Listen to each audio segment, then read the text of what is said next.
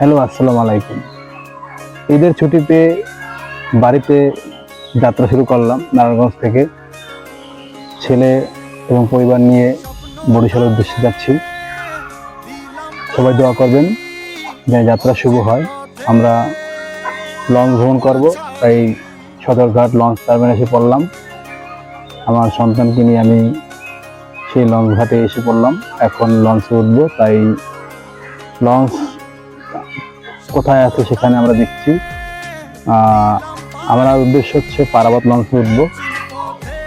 এম-খান 7-এ ওঠার জন্য চেষ্টা করেছিলাম, কিন্তু লঞ্চটি ছিল না, তাই আমরা পারাবত 11 লঞ্চটি ঠিক করলাম যে এই লঞ্চটিতে আমরা কেবিনে যাব। তো চোখে পড়লো পারাবত 11 লঞ্চ। সেই লঞ্চটিতে উঠলাম। ওঠার পরে আমাদের কেবিন চেক করলাম যে কেবিনটি কোথায় আছে, খুঁজে বের করলাম 102। তারপরে একটু রেস্ট নিলাম। রেস্ট নেওয়ার পরে আমাদের চারপাশটা করে দেখার জন্য ছেলেকে নিয়ে বের হলাম। দেখলাম অনেকগুলো লঞ্চ, পারাবত 11, 12, অ্যাডভেঞ্চার 9, মানামি, অনেকগুলো লঞ্চ ঘাটে, অনেকগুলো ঘাটা লঞ্চ আছে, সেই লঞ্চগুলো দেখতে পারলাম। তারপর আর একটু তাকে ছেলেটাকে নিয়ে ঘুরলাম, দেখলাম যে লঞ্চ থেকে বাইরের দৃশ্যগুলো কেমন দেখা যাচ্ছে।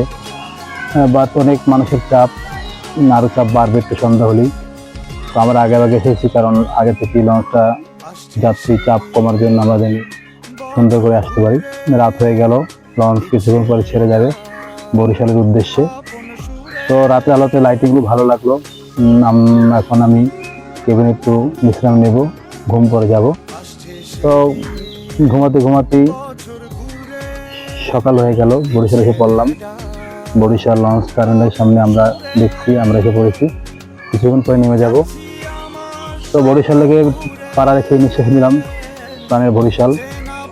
সেই বরিশাল থেকে এখন আমরা একটা মাহেন্দ্রাতে উঠলাম। গ্রামে যাত্রাবাড়িতে দপদপিয়ে ব্রিজ পাড়িয়ে যাচ্ছি আমাদের সেই স্বপ্নের বাড়িতে, বাকেরগঞ্জ। তো বাকেরগঞ্জ থেকে একটু সামনে আমাদের বাড়ি, নিউ মার্কেট, পাদ্মশিবপুর। সেখানে আসলাম আমাদের এলাকার বাজারে। তো মনটা ভরে গেল এলাকায় এসে, সঠিক নিঃশ্বাস নিলাম। এসে পড়লাম আমার